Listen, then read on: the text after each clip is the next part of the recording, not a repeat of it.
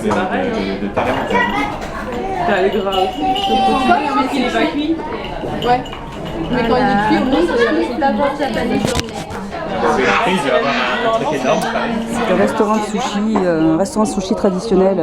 On s'est arrêté ce midi entre le cours et puis la balade à Nakanama.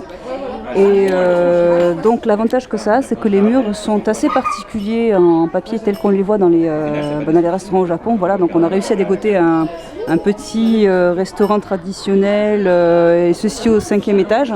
Donc généralement au Japon, les plus belles boutiques ou même les plus beaux restaurants se trouvent en hauteur. Comme les Maid Café, comme les Neko Café, donc on les trouve généralement là.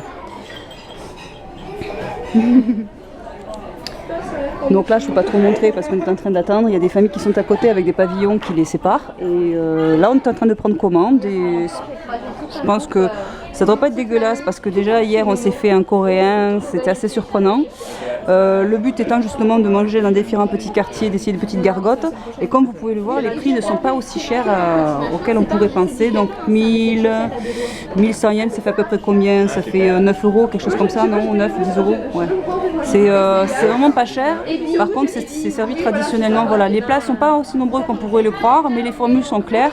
Après voilà, certains vont découvrir des goûts qu'ils ne connaissent pas. Bon, bien sûr c'est expliqué en anglais donc c'est assez facile pour se repérer. Dans d'autres restaurants, le restaurant d'hier c'était en anglais aussi ou c'était... Enfin ça dépend des restaurants en fait, voilà. Mais bon quand on l'a choisi on s'attendait pas à ce que ce soit comme ça en fait. Que ça soit aussi traditionnel, si beau. Voilà. Donc voilà, donc ça a l'air assez prometteur quand même. Donc j'essaierai de prendre d'autres photos de place sur le moment. Je vais voir si je peux me lever sans que je dérange quelqu'un. Je vais juste voir à l'entrée et je reviens. Donc voilà.